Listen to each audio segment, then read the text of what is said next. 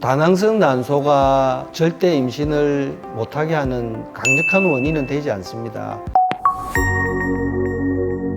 광안자모병원 산부인과의과 손성대입니다. 육가 박상원입니다. 잘 아시는 다낭성 난소 증후군에 대해서 우리 육가 선생님이랑 알아보도록 하겠습니다. 다낭성 난소 증후군은 어떤 질환이죠? 우리나라 가임기 여성, 그러니까 젊은 여성의 적게는 한 5% 정도, 많게는 한 20% 정도까지 가지고 계시는 질환인데, 주 증상은 생리가 매달 나오는 것이 아니고 2달, 3달 이렇게 희발하게 나오는 희발울경이나, 그 다음에 생리가 아닐 때 피가 나는 부정출혈이라든지, 드물게는 남성화 정후라 해서 여드름이나 다모증 같은 어떤 다른 증상도 동반될 수 있는 복합질환이고, 대사증후군 같은 병이 동반될 수 있는 내분비 질환입니다.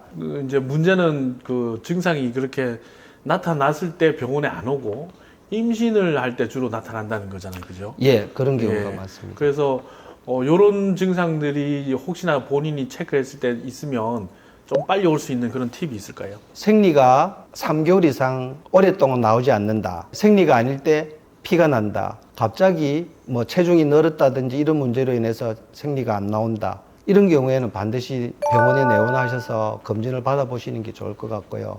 언제쯤 오는 게 진단하기 가장 좋다 이런 게 있습니까? 초음파 검사는 생리 직후가 제일 좋고요. 끝난 직후가 제일 좋고, 이제 호르몬 검사는 보통 생리 3일째 정도 하라 하는데, 그 2번 오기는 조금 그렇고, 저는 생리 직후에 와서 그냥 검사하라고 합니다. 그러면은 왔을 때 그러면 초음파도 보고 피 검사를 하는 거다, 그죠? 예. 그렇게 해서 다낭성 난소 증후군이 만약에 진단이 되었다. 그럼 이제 앞으로 어떻게 해야 되죠? 어떤 수술을 해서 한꺼번에 해결할 수 있는 문제가 아니고, 시기에 따라서 이렇게 치료 방법이 달라집니다. 그럼 예를 들어서 피임이 필요한 시기에는 대부분 피임약을 먹게 되고요. 배란 장애 때문에 임신이 잘 안 되면 그때는 배란 유도제 또는 배란 촉진제를 먹게 되거나 주사를 쓰게 됩니다. 지금 임신도 필요 없고 피임도 필요 없는 시기에는 어느 정도 어떻게 해야 되느냐.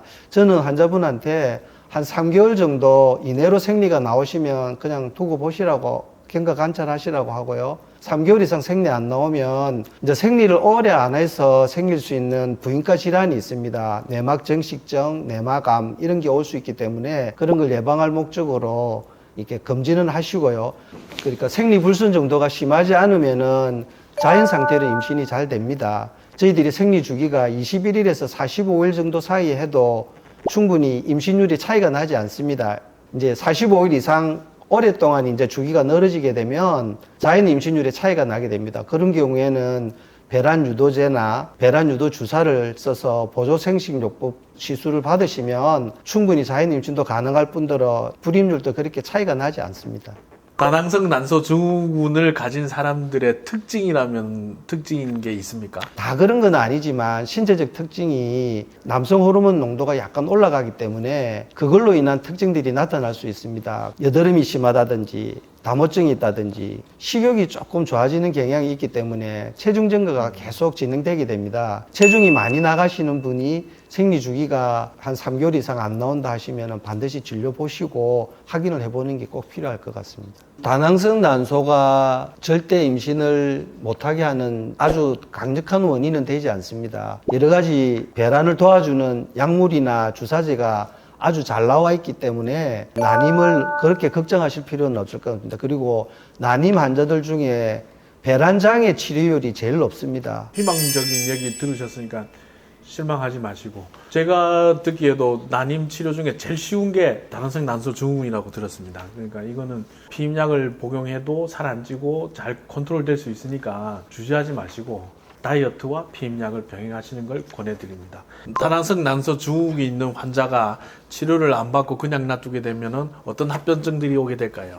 모든 그 경우는 아니지만 자궁 내막 정식증이나 자궁 내막암 같은 어떤 부인과 질환의 경우도 증가할 수 있고요. 그 외에 비만에서 잘 오는 암 종류, 그러니까 예를 들어서 대장암, 유방암 이런 병도 빈도수가 올라가게 됩니다.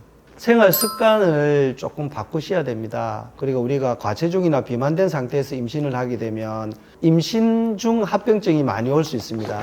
그러니까 임신성 고혈압, 임신성 당뇨 이런 합병증들이 잘 올 수 있습니다. 그래서 임신을 준비하는데 여성분들은 체중을 조금 줄여서 임신을 하시는 것이 임신 중에 안전하지 않을까 싶습니다.